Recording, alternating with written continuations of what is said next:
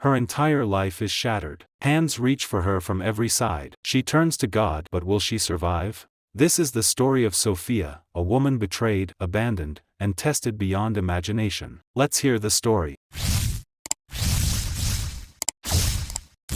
Adrian, a young merchant, lived with his wife Sophia, a woman whose beauty and kind heart were widely admired by everyone.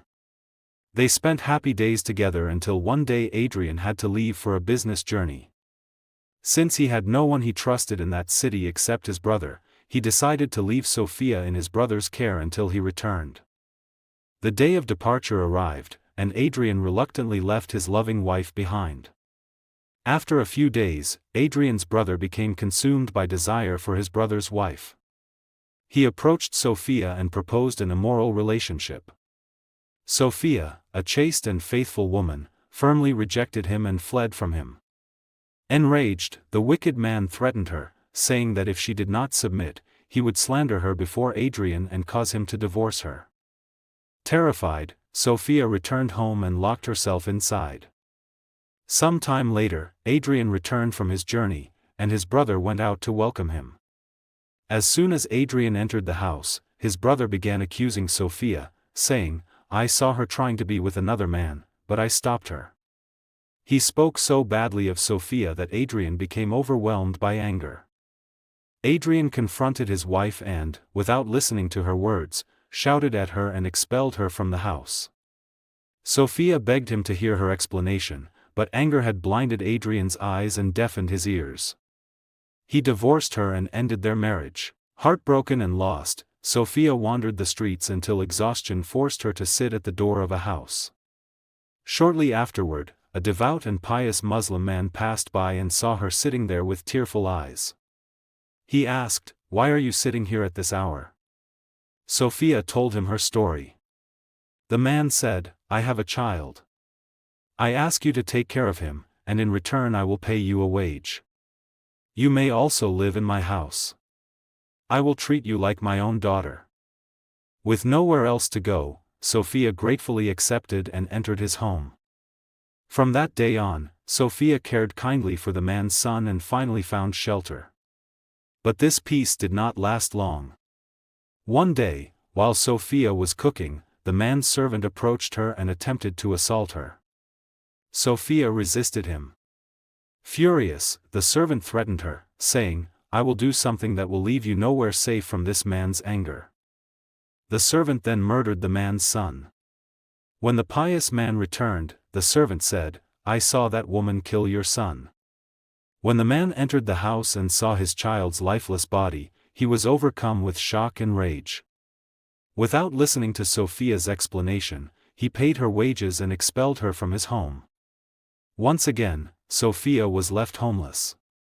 She wandered the streets until she reached a harbor, where she saw several men beating and threatening a young man. Sophia approached them and asked, "Why are you beating him?" They replied, "He owes us money, and we want our payment." Moved by compassion, Sophia gave them all the coins she had received as wages, saving the young man from their cruelty. Seeing that her clothes were dirty and worn, the young man gave her clean clothes and said, "I am traveling to another city to begin a business. You saved me from these oppressors, and I am indebted to you. If you wish, come with me. We can start this trade together, and I will protect you like my own sister." With no other choice, Sophia trusted him and went with him, unaware that beneath his kind words lay a treacherous heart.